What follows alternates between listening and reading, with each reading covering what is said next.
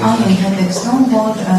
անտեսում եք պետական գնումներում շահերի բախման ռիսկերը, մանրամասներ ինչի մասին է խոսքը, ֆարմացիա ընկերության մասին է խոսքը, որի սեփականատերերից մեկը ձեր մայրիկն է, Մարտուշ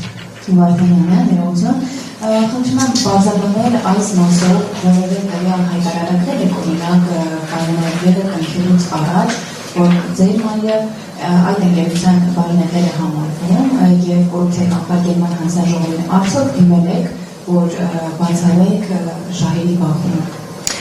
Ուրեմն Նարֆարմացիա ընկերությունը 1993 թվականից մասնակցել է պետական մրցույթներին եւ երբ որ ես նշանակվեցի փոխնախարար, այնուհետեւ նախարար, մեր հարգելի գործընկերները, հետքի եւ այլ կազմակերպություններ մանրամասն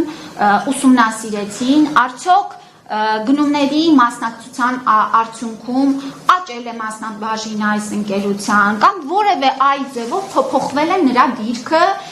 պետական գնումների շրջանակներում եւ այս անկախ փորձաքննական աշխատանքները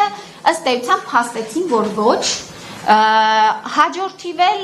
նախ նշեմ, որ ուրեմն այս ընկերությունը եւ մնացած ընկերությունները առողջապահության նախարարության մրցութային գործընթացներին հավասար կերպով մասնակցում են։ Մենք որևէ դեղորայքի ձեռքբերման առումով եւ բժշկական նշանակության ապրանքների ուղիղ գնում երբևէ չենք իրականացնում եւ կարող եք շարունակել ձեր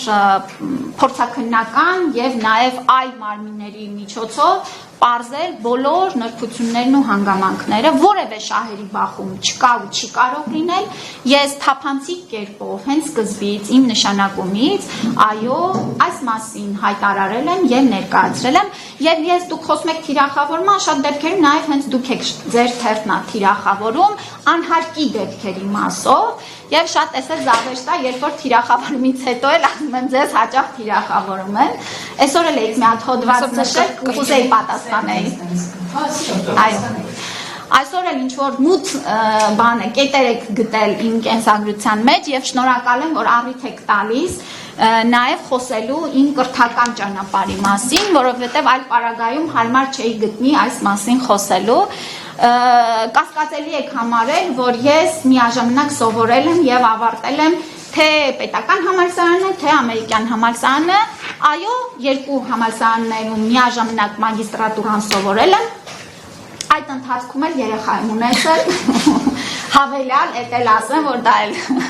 հասցրել եմ անել, Երևանի պետական համալսարանի բակալավրը ավարտել եմ գերազանցության դիպլոմով եւ չի կարող մագիստրատուրա սովորել, եթե բակալավրի դիպլոմ չունենայի, էդ էլ չեմ հասկանում, թե ինչն է ձեզ համար մութ։ Մագիստրատուրան կարմիր դիպլոմ չի լինում, կարծեմ այդպես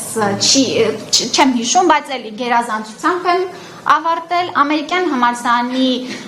LLM ծրագիրն եմ ավարտել, եւս շատ բարձր GPA-ով, այնպես որ հաջորդիվ էլ բոլոր կրթական հնարավորությունները օգտագործել եմ իմ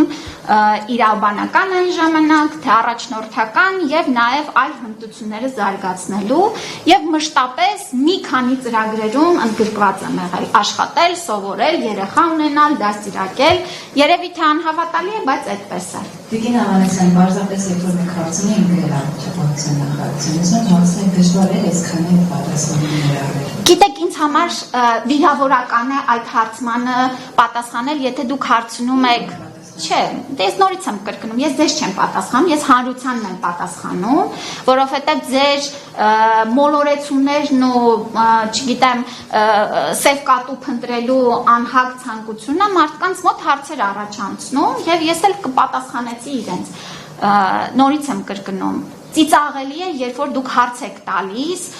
թե ինչպես եք սովորել մագիստրատուրայում եւ բակալավրը չեք նշել։ Չեմ հասկանում այդ հարցի, ինչ պատասխանեմ։ Կա արդյոք դեպք, երբ որ պետական համալսարանի մագիստրատուրա ընդունվել է մի մարդ, ով բակալավրում չի սովորել։ Հարցը ինչու՞ն է եղել։